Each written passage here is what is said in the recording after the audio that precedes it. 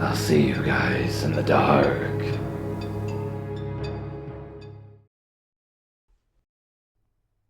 About 4 or 5 years ago, I met a complete nightmare. We will refer to him as Jay. I was working in a kitchen at my local tavern. I had left one industry a few years prior, and I was trying to figure out my next step before I wasted my money on schooling. I was taking my time and getting good at guitar and learning a thing or two about cooking while working in the kitchen. I had made a lot of friends back there, and I liked my job, until they hired this creepy, psychotic line cook one day. He was around our age, and he had already become friends with my buddy M. I trusted M like a brother, and for some reason I trusted his judgment on this guy. Apparently, we were both very wrong. My first impression of him was not horrible. I just thought that he was some hippie dude with weird-looking tattoos, and seemed pretty chill. He was a bit awkward, but whatever. People had told me that I came across shy, and that I don't open up easily, which is due to past experiences. It had even taken me a while to open up to my current group of friends. I wanted to prove them wrong, so I welcomed Jay into our group with open arms. I typically worked on salads and prep. I kept begging our chef to let me work behind the line. He would let me run fryers on a slow night. He preferred male line cooks, and now I see why. Jay was back there running the grill, and I let the new guy show me a thing or two since he had been a line cook for quite some time. I was nice to him, and he volunteered information about himself. He asked me what I like to do for fun. I told him that I like to play guitar. I love talking about music with everyone, so I mentioned a few of my favorite bands and my favorite guitar player. I hadn't hung out with anyone in a couple of months outside of work. We had just ended busy season, and I usually am too beat to do anything after work. Jay offered to take me fishing. I was unsure, so I asked my friend M if he thought it was a bad idea. Him and his girlfriend both told me that he was a great guy, and that I have nothing to worry about. I told Jay that I would go only as friends. He said that that was fine, just being friends with me, and that later we could meet up with M and C, which is M's girlfriend. I ended up getting a late start that day, and I was a little late. I received a call from Jay, and he spoke to me. In a stern voice, "Where are you? You said that you were going to be here at a certain time, and you're not here." I did not understand how he could be mad at me for being late. I have had friends show up 20 minutes late, and I didn't care. If anything, I would just call to make sure that they were okay, and hadn't gotten into an accident or anything. Usually they are late because they take their sweet time to get ready, and I don't mind, because that's how it is with friends, just casual. I started to feel concerned that M and C were wrong about this guy. His tone of voice just did not sit right with me, and if it weren't for him being a part of the plans, that I would have not come at all. I knew nothing bad could happen if they were there. They were both very protective of me because they understood very well how I was with new people due to my past experiences. When we began fishing, everything ended up being okay. I liked that it was just the four of us. I avoided drinking alcohol since I still felt like I could not let my guard down. I also carry a knife everywhere I go. You never know what can happen. The next day that I worked, I walked into the kitchen, and I hear Jay yell, "Hi, Sabrina!" loud enough for the whole building to hear. I was quite mildly annoyed, but I let out a quiet hey and began working. It began getting busy, but I noticed him just staring at me over the line. I thought maybe he was looking at something behind me, but then I made eye contact with him, and he began trotting over to my line. Some of the other line cooks noticed that he seemed to pay a little too much attention to me, even during the rushes. Everyone knew how I was. I was not interested in a relationship with anyone, and I liked my space. They attempted to warn him, and he did not seem to want to listen. He would find any excuse to come over to my line and talk to me. He began talking about the band that I had mentioned that I liked, and my favorite guitar player. He seemed to have a lot of knowledge about that topic. I told him that it was not a subject to focus on at work when we were busy. He seemed unbothered by my attempt to push him away. Whatever. Later on, after these events unfold, my buddy M informs me that prior to me mentioning what my interests were, Jay had no knowledge of the things that I liked. He would even do things just to get me to walk in with him. I remember he asked me where the chopped parsley was at. I was on prep duty, so I was battering fish in the fish fryer for the night. I told him, just go into the back walk-in closet to the stairs. You will find it on the shelf. It's right next to the door. You'll see it. After explaining to him where the parsley was at, he just stood there waiting. I had 3 or 4 more trays of fish to complete, and it was going to take another hour or so to do it. I did not want to walk away from the fish to avoid overcooking them. I looked at him and asked him if he was okay. He then lost it and rolled his eyes and shouted, "Ugh! I thought you were going to walk with me over there and show me." He stomped away and asked someone else. Wow, I thought. Could I have been any more clear on where it was at? Apparently not. One day I received a random text from Jay. It said something along the lines of asking me out, and if I possibly wanted to be more than just friends. I was anxious about telling him the truth due to the fact that he was already coming across as clingy, to the complete maximum. You had to be there to know. It was honestly too much for me. I preferred guys that were more laid back and not crazy. I definitely do not want to deal with crazy. I could already tell you that he had a screw loose, and it was not a good idea to be with somebody like that. Most importantly, though, he was definitely not my type. I had to tell him the truth, and surprisingly, he seemed okay with it. He became good friends with one of my close friends. We will call her S. She seemed like she instantly took a liking to him. She was engaged to another man, who was the father of her child, and he seemed to become friends with her family. Later on, I found out that he had told her that he was obsessed with me, and she seemed to be okay with it. I wasn't. After he seemed to be at ease that I only was interested in friendship, I felt a sense of relief. He then told me that he tries to hang out with his friends every chance that he gets. I told him that I was different, but he tried to persuade me to go out more. At this point, I was not interested in hanging out with him, one-on-one, ever. Looking back, I should have told him that I didn't really want a friendship either. Even if it seemed harsh, sometimes you have to be straightforward. He also seemed like someone that you wouldn't want to piss off either, so I took the cowardly route. Now that I said that, every time the schedule would come out, I would see him staring at it for a very long time. It looked like he was trying to see when everyone was working. After viewing the schedule for several minutes, he would clodhopper his way over to my station and inform me that M, C, and him all had specific days off, and it was my day off too, and that I should try to come hang out with them. I told him that I was busy, and he expressed irritation. He would try to convince me to come, and had already created these elaborate plans in his mind. Anytime that M declined plans with J, he would grow irate. This was beginning to get out of control. Another instance, he became angry with M when he canceled their plans to hang out. I witnessed him texting M saying, "Are you sure that you don't want to hang out today? I was really looking forward to it." J knew that I enjoyed hanging out with M and C, so that was his plot to get me through to them. Later on into the story, M informed me that J was at his house at least 6 days a week, and most of the time he spent it talking about me. Yeesh. No wonder why the guy canceled on you all the time. One night, M hosted a bonfire at his house. I was reluctant to go because I knew that J would be there.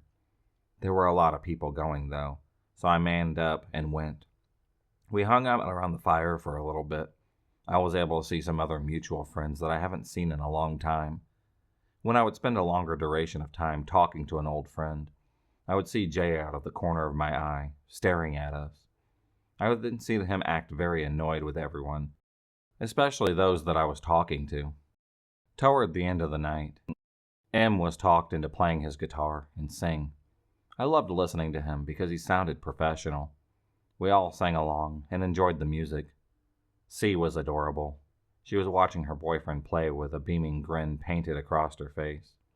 After he had finished, he handed me his guitar.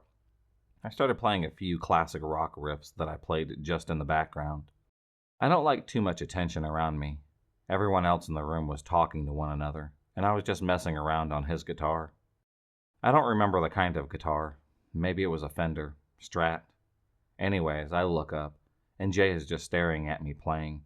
He started telling me facts about the songs that I was playing. I messed up on a riff, and I put my hand on my forehead, for that reason only. "Why did you just do that?" Jay asked. "Did you do that because you want me to shut up?" I was puzzled by that question. "What? No. I just messed up," I quickly responded to him. As soon as I got home, I saw a message from Jay. "If you couldn't tell, I was mesmerized by you, and by how you were playing tonight. Now I want to buy a guitar and play everything that you play. I forgot to mention, this guy has 3 kids by some woman in another state who he is no longer with and has to pay child support for. I really was not sure why he wanted to invest money into a guitar and all that it came with. He was going on and on about what he wanted to buy. After that, he started showing up for work wearing t-shirts with my favorite guitar player on it. It seemed like every day he would show up with a different shirt on him. I would tell that he was trying to get me to notice it, and I was not sure how to react. I also used to braid the strands of my hair by my temples. I have naturally curly hair, but for some stupid reason, the hair on my temples do not curl as much, so I would braid them. He commented on my braids one day and told me that he did not know how to braid. I told him it was easy and did not think much of him asking me. I then overheard him talking to my friend S a couple of hours later. "You have to teach me how to braid. Can I come over to your house and you can show me?"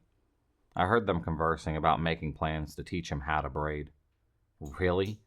You are a mother of a small child, and you're teaching a 30-year-old man how to braid? I don't know." The whole thing just sounded strange. The very next day, he comes to work with braids exactly like mine. Okay. Then I noticed him staring at my uniform shirt.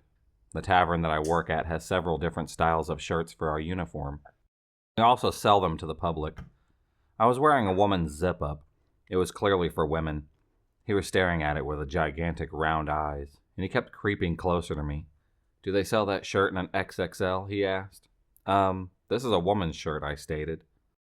The other cooks kept complaining that he was not doing his job because he kept bothering me. It was extremely embarrassing.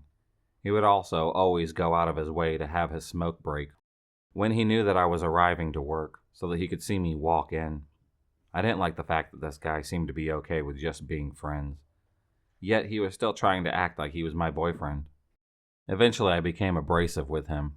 This situation kept escalating into psychotic meltdowns. Sometimes it would be hard for me to control my facial expressions when I was irritated. I'm an animated person, and it's easy to read what I'm thinking when I get mad, especially when it comes to overly persistent guys who cannot take a hint. Sometimes I would react to Jay in a negative manner, and the other cooks would tell me that he goes outside to smoke a cigarette and bawl his eyes out. This was stressing me out a lot. I did not like being the center of attention. When I would walk into work, they would be in the middle of a rush. I would see Jay at the corner of my eye pause at everything he was doing and just watch me walk in. I said something to my boss, and I heard Jay yell, "What did she say?" Like, who really cares? I wasn't talking to you. Whatever it was that I said did not concern him. Our new manager approached me and asked me how I was. I told her that I was okay, but she pulled me into the office. Several other girls were in the office as well. Another girl that had experienced sexual harassment from another cook from a very long time ago, who was thankful that no longer was employed with us, was standing in the office as well. I don't know why she wanted to be part of this. She didn't even talk to me anymore, and luckily she was not being bothered by this guy. I'm going to call her CP. Jay has never said anything sexual to me, thank God. But the manager considered any unwanted attention to be harassment. I told them not to say anything to him because I was afraid of it. I was afraid that it was going to make matters worse. I informed the girls that I was not interested in him, and he was getting on my nerves. I also stated that he never said anything too flirtatious. He just seemed too eager and was overly persistent. I told her that I wasn't the only one who thought so either, and my manager nodded as she already knew. Then she butts in, starts ranting about her stories of how she had been sexually harassed when she worked in the kitchen, and how a lot of employees do a lot of inappropriate things. She then decides that she was going to lecture all the employees about harassment, and hopefully end what was occurring. I felt okay with that. so that Jay wouldn't feel singled out and act out somehow. I punched out and left shortly after that. As soon as I arrived home, I noticed that my phone had several text messages from Jay. Apparently he was talked to about sexual harassment. What did I do? Please answer me. Answer me now, I'm having a panic attack. I noticed that he had also called a bunch of times. Uh-oh, that was not good. I didn't even want to respond to him because I did not want to hear him in that state, as I was already frightened. I was afraid to block his number since we worked together, and if I upset him too badly. I had a difficult time sleeping that night and dreaded going to work the very next day. Our employee parking lot was very creepy. At night it was dark. There were some bushes that someone could lurk behind, and from then on out, all I could imagine was him popping out of nowhere and charging towards me. I have an overactive imagination, and I can give myself crippling paranoia. After these occurrences, that was all that entered my mind every time that I stepped into that parking lot. I loved when the local police officers came to eat at our tavern. Seeing their car in the parking lot always made me feel so safe. After that night, he stopped talking to me altogether. He even stopped talking to most of his friends except for M and S. He was probably still okay with C, but she was front of the house, so I did not see a lot of their interactions. People kept asking him what was wrong, and he would barely reply. His eyes were all bloodshot like he had been crying all night. All that was said to him was brought on by himself. He had seen all of us ladies huddled together in the manager's office and asked, "Why are you guys in there so long? Is everything okay?" Well, buddy, you wouldn't have been interested to know if I wasn't in there. I know that she was going to lecture everyone about sexual harassment issues, but she wouldn't have brought me in if I hadn't come to ask her why I was in there. He did not talk to me for a few weeks afterwards. It was a wonderful break from that overbearing, clingy, desperate act that he pulled off. Yet I was still concerned as to why he was this upset over me. He barely even knew me. I remember feeling like it was my fault. Had I led him on in some sort of way? Was I too nice? I was afraid to be too mean. I was hoping and praying that anger was not bubbling up within, and that he would not snap and kill me one day. I know what you're thinking. Why don't you just quit? Well, I loved my job, my boss, my friends. It is difficult for me to settle into a new place without familiar faces. It takes me a very long time to adjust to new people. Later, I heard that he wanted to quit because of me. Chef told him to leave me alone, and that everything would be fine. He didn't just leave me alone. He completely avoided everyone just because he found out that he made me uncomfortable. Also, the first day that he showed up, he was wearing a band hat of my favorite band. What the hell? He told Chef that he didn't like wearing baseball caps when Chef wanted him to wear one as part of the uniform. When people have long hair in the kitchen, it was required to wear a baseball cap. Then I remembered that before he went completely psycho, and I was just getting to know him a little, he asked me what I had wanted for Christmas. I told him that I didn't care about receiving presents, but I only asked my parents to get me a cheap little classic rock band baseball cap that I could wear to work. We were allowed to wear any type of hat that we liked, as long as we had the restaurant logo on our shirts. Could he have bought me a Christmas present? Why? A few weeks had passed, and Chef put me behind the line. Jay was back there, so I just tried to keep my head down so that I could avoid any confrontation. I wanted to prove to Chef that I could do this job. All was quiet, just as I expected. It was not a busy day, so I was able to filter fryers out fairly early. I was done with all of my tickets, and I went behind the stairs in our kitchen to grab the equipment for filtering. Jay passed me and said, "So you're just never going to talk to me again?" I probably should have ignored him, but the extreme silence was uncomfortable. I explained to him that his actions were intense, and I was just taken aback. I tried to keep calm and tell him that everything was fine, and that everything was blown way out of proportion. It was partly true, but at the same time, the guy was bizarre. I told him that nothing would ever happen between us, and I was definitely not interested in him. It is better to be honest than to lead someone on, right? I could tell that statement irritated him, but he attempted to mask his emotions. I still could tell that he didn't want to believe that, though. He put on this bullshit front, pretending that he was fine with being friends again. I told him that we should try to get along since I loved working there, and it seemed as if he wanted to stay employed there as well. I told him to try to let me focus on my work, and that I am not the most social person, which at the time, it was true. He comes back at me with, "I see you talking to everyone else." I didn't really know what that meant. Yeah, I talked to everyone else about work, plus I had known them for quite some time. So we had more to talk about. After our brief conversation, I felt that things were slightly smoothed over. I was hoping by now that he would understand my boundaries and just treat me exactly how he treats everyone else. I was very wrong. Immediately after I noticed him standing idle, watching me set up my filtering equipment, I asked him, "What are you doing?" He replies, "I've never done fryers before. I wanted to see how it was done." Really? In your 10 to 15 years of cooking, and you've never had the chance to learn how to set up filtering equipment? A few months later, I asked M if he ever watched him while he was setting. He tells me no, Jay only treats you that way. Jay starts to blab off about things that he knows that I'm interested in from before. He tells me that he wants to take guitar lessons, and he was going into detail about what type of guitar he was going to buy, all the equipment that he wanted to purchase. Not sure how that was going to happen when he was stuck paying child support. He kept asking me if I knew what specific brand was, or what types of strings that I could use, and what not. Keep in mind, filtering at the fryers is extremely dangerous. If I set something up the wrong way, things will go completely sideways. Filtering fryers requires a few tedious steps, and if you do not do this daily, it is easy to forget these steps. Since I had only been on the fryer station a couple of times in the summer, I could not remember all the steps because it had been forever. Completing this task required deep concentration until I got back into the motion. I could not think with him flapping his lips and asking me millions of questions. It is bad enough that I already have a terrible case of ADD. I told him to please let me finish filtering fryers, and I couldn't talk at the moment. He did not seem to be affected and kept quiet. As soon as I had completed the task, he started blabbering once again. I acted uninterested, and he blatantly asked, "You don't want to talk to me, do you?"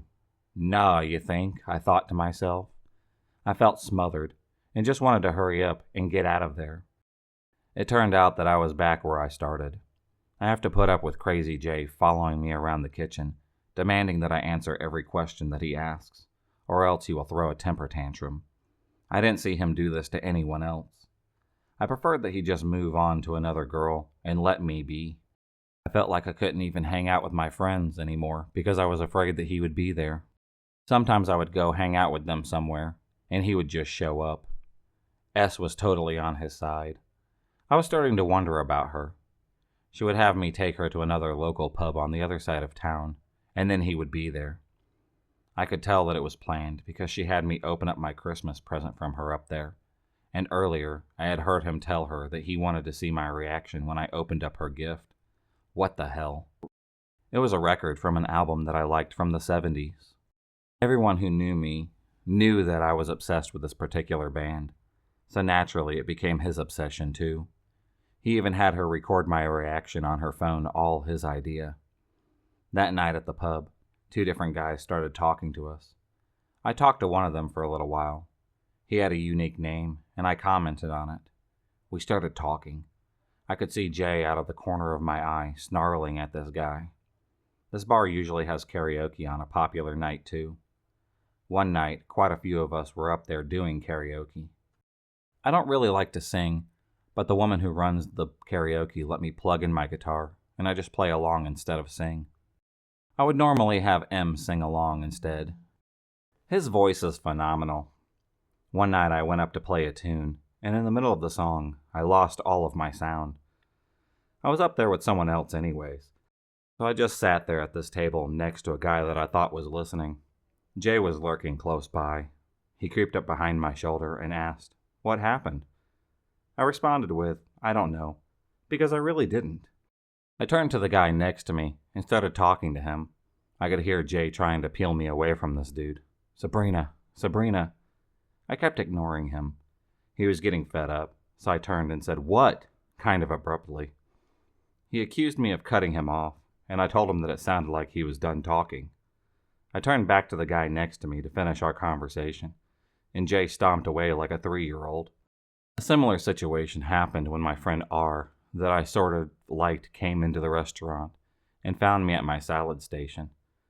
My station is right by the exit to the dining room, so that the wait staff could grab their salads and go. He stepped into the doorway, grabbed me, and took me into his arms. It was funny. He gave me a giant bear hug. I enjoyed that until I could hear Jay. He shouted, "Sabrina! Sabrina!" I ignored him. Then he stomped towards us and started saying, "Get to work. You can't socialize at work." I calmly said, "Buddy, I've worked here longer than you. Don't tell me what to do." I tried to make it sound like a joke. Really, though, I thought, can't you just back off? If you know I like someone, leave me alone. The week of Christmas, I had participated in a Secret Santa gift exchange. I had already received my gifts, and I had given mine to my friend Kay. I noticed that there was a big red box at the end of the dry bar in the back of the tavern. It had my name on it, and I wondered who it was from. I knew that I had already gotten all of my gifts. We were not allowed to spend over a certain amount. It didn't say who it was from, but my so-called friend S ended up spilling the beans. Yep, it was from Jay. Great. He lurched up towards me and told me to open it up. "Is it a bomb?" I joked. I told him that I would open it later. Frankly, I was terrified of upsetting him again. I had no idea what he would do. This was totally unfair because I loved that job and didn't want to leave. Did I have to pretend to accept it? I told him that I would open it up later on. I opened it up in my truck when I was waiting for it to warm up. There were at least 15 items in this box, all related to the particular band that I mentioned that I liked. There were necklaces with their logo on it, a couple of t-shirts, a hoodie, all kinds of hippie jewelry. A lot of it looked like stuff that I would wear too, as if he was paying attention to my style. I did not bring them into my house. On Christmas Day, I wake up and notice a guitar case by the tree. "Mom," I looked up at her and opened it up.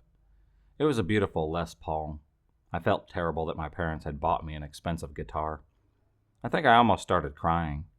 They told me that I deserved it and that I should just accept it. I did a little video of me playing one of my favorite songs and sent it to my friend. A few hours later, I got a text from Jay. "Did you seriously get a Les Paul for Christmas?" I was a little weirded out. The next day at work, I told my friend M about the text, and he thought that it was strange. He then spilled his beans about Jay, told me how he didn't show any interest in guitar or classic rock until I mentioned it. That is when he shared it with me that he would invite himself over to his house almost every day of the week, and that every time he was over there, he would bitch about me all the time, saying that he wasn't going to give up on pursuing me, even if I was clearly not interested. I assumed that my friend had showed him the video that I sent her. After the holidays were over, Jay asked me to hang out again. The last time he had asked me to hang out was when I was Christmas shopping with my sister and my mother. He asked me what I was doing, and I told him. Then he invited himself to go with us. I told him that it was kind of a family thing, so no. He waited until after the holidays were over to ask again, but this time I told him that he couldn't buy my affection and that we were never hanging out. I had finally snapped. I just couldn't hold back any longer. Things were back to being awkward silence again. This time he was still talking to everyone else in the restaurant. At least he wasn't letting me ruin his life. It made me feel a bit at ease, but every now and then he would make a rude passive-aggressive remark about me where I could hear it. It would sound something like this. I don't know if you noticed, but some people around here don't know how to do blah blah blah, or something really dumb like, "Someone that I used to think was a lioness is actually a warthog. Who says that? Lame." He would go out of his way to avoid being near me, which was exactly what I wanted. All I needed was the snide remarks to end, so I just did my job and didn't look at him. I found the entire act to be extremely immature and pathetic. I would dread the days that he worked behind the line for breakfast or lunch when I was on prep. At the end of each shift, I would have someone walk me out to my truck if the police officers were not there. When spring arrived, we began to get slammed again. Chef let me help M out behind the line once again. He said that he saw an improvement in my skills back there. They hired a new guy, and everyone was giving him shit about being green. I was nice to this kid, but he eventually ended up quitting because everyone else hurt his feelings. Jay was especially mean to him and tried showing off in front of everyone how much better he was than him. I found that to be very childish. I felt sorry for the poor new guy and told him that all new people have a hard time fitting in here, and I tried to make him feel welcomed. It was around this time that Jay finally removed the stick that was up his ass. He was speaking to me once again. We had to work alongside one another, and obviously we had to communicate. At first, it seemed as if he was over me. This was a huge relief. I was hoping that he had moved on to someone else and was going to treat me like he treated every other person at work. I was cordial to him, and I felt like I had gotten my peace of mind back. I didn't want to be overly nice in case it would give him the wrong idea. I treated him like I would treat anyone else because of his past behavior. He started his bullshit again when he saw another coworker hug me. This guy was a friend, and only a friend to me. He was like my brother, for crying out loud. I saw him notice and react to it. Hours later, it was about time for me to clock out. I had gotten a ride that day from my mom. I believe that my truck was getting work done on it. When I don't drive, I usually have a beer or two. I take this as my golden opportunity to drink, since I was too afraid of getting a DUI. As I mentioned, our town always seems to have lots of cops patrolling. I walked up to our roof deck and ordered a beer, sat with a few of our servers. We laughed and joked for a little while. I kept consistently checking my phone to see if my mom had arrived. I didn't like to keep her waiting. I look over my shoulder, and I see Jay awkwardly clomping his way over to our table as he locked eyes with me. He just stood there, staring at me, not saying a word. He was all decked out in his rock and roll tee, even though we were only supposed to use our restaurant logo. One of the servers jokingly commented, "This guy over here is a closet Britney Spears fan," and Jay takes it all personally and gets angry. We all decided to get up and walk downstairs. I personally got up because I wanted to peer over the balcony to see if my mom had arrived. Jay attempts to walk directly beside me and asks, "Are you leaving?" I replied, "I don't know yet," since I had not seen if she was sitting there yet. Apparently, he did not hear my reply, because he stormed past me abruptly and shouted something rude at me. Something along the lines of me being a bitch because I ignored him. I didn't even ignore him. I told him that I wasn't sure if I was leaving. What the hell? I just then received a text from my mom that she was just pulling into the parking lot. I was going to make my way outside when I was stopped by Jay. "Can I have a hug?" he asked. Wait, what? Then he hugs me. Okay, weird. I was guessing that he saw me hug the other employee and became jealous. I hurried up and hugged the chef goodbye for comfort afterwards. We were good friends at the time, and I think that he knew why I needed a hug after that. Chef and I had planned to go see a concert with his wife. Jay, of course, wanted to be involved. I think that Chef thought that what had happened last year blew over, and the hug incident wasn't a big deal. The ticket originally was for my friend S. She didn't know much about Roger Waters or Pink Floyd, but it was difficult to find a friend my age that liked this stuff. We had this planned back in December, but S was backing out, and Jay wanted to take her place. I despised the idea, and now that I write this, I wonder if she did this on purpose. I also forgot to mention that a few days earlier, he had expressed to me that he had constant violent thoughts about random people. This was horrifying to hear. Did he think that I wanted to know that? Plus, he even stated not to be afraid when he told me this. Why did he even tell me? It is almost as if he wanted to scare me at this point. This led me to fear being in a car with him when he tried to finagle his way in our concert date. When Chef began planning the day out, he would tell that I was uncomfortable. He would have been finding a way out for me, for this would have been God, according to M. Jay had bed bugs, and Chef was not about to have him in his car. Jay's car was not in the best shape for him to go down to the concert, so he needed Chef to take him. M had blabbed about the condition of Jay's home to Chef, and he was not about to get his brand new vehicle bug-infested. Another one of our buddy line cooks bought the tickets off of Jay. The next day I work. I see Jay stomping around the kitchen all irate and red. Can you imagine a 30-year-old man acting this way at work? The sous chef asked if he was okay, and he screamed, "No, I'm not okay," like a third grader. His behavior was frightening because I had noticed him shaking in a rage-like fit when I tried to begin to explain what had happened. All he did is shout, "Don't even talk to me!" The entire restaurant had heard him. Customers and all, too, how embarrassing. He was working on the roof deck that day, thankfully. The food runners had told me that every single time they had to run something upstairs, he would say horrible things to them about me. A couple of really lame, stupid statements, such as, "I know what a good job for Sabrina would be up here. To kill all the flies. Good one, buddy." We also had a phone that he could use to call upstairs for product, or vice versa. Anytime I, or any other female that sounded like he would answer the phone, he would be extremely rude to them. He would specify to the person on the other end of the phone that he did not want me to run any food up. Why would I want to anyways? It was not even that busy upstairs. But he would lay on the ringer. It would constantly ring, and I nervously picked up the phone. My hands were shaking so bad that I dropped the phone. I thought that it had hung up, so I hung it up back on the wall. I was sure that I broke the darn thing. Anyway, he comes downstairs screaming at the top of his lungs, calling me a dumb bitch. Asshole. There was no way that I could explain what had happened, and he probably deserved worse than what happened. The poor baby should have just called downstairs once again. The sous chef asked me why I hung up, and I told him what happened. I was frazzled, annoyed, and upset. The phone had slipped out of my hand. I felt strange for the rest of the day. My head was fuzzy. I had went into like a strange shock and could not focus for the rest of the day. After work, I texted him and explained that Chef did not want him in his car due to the condition of his house. He did not want bed bugs in his brand new vehicle, and it didn't have much to do with me. His best friend, M, was the one who was training him to be Chef. Later, I found out that Chef had just told him that he couldn't let him ride with us because his wife and I had already made plans in the area close to the concert. He asked if he could go with us to whatever it was that we were doing, and Chef told him no. That is what flipped him out.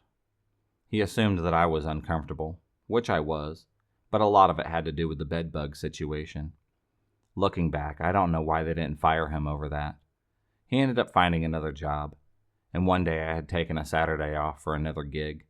I found out that he had called off and pretended that he was sick since I wasn't going to be there. Chef saw right through it and fired him on the spot. It was his last week anyways, so they just told him not to complete his remaining 3 days. I still cannot believe that they did not take action any sooner. They could have let him go and made it about something else for my sake. It was 3.5 years ago, and thank God I have not seen Jay since then.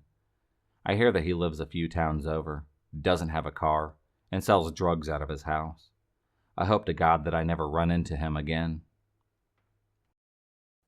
If you enjoyed this video, please subscribe, like, and hit the bell for notifications on future videos and become a stalker of the night. And I'll see you next time.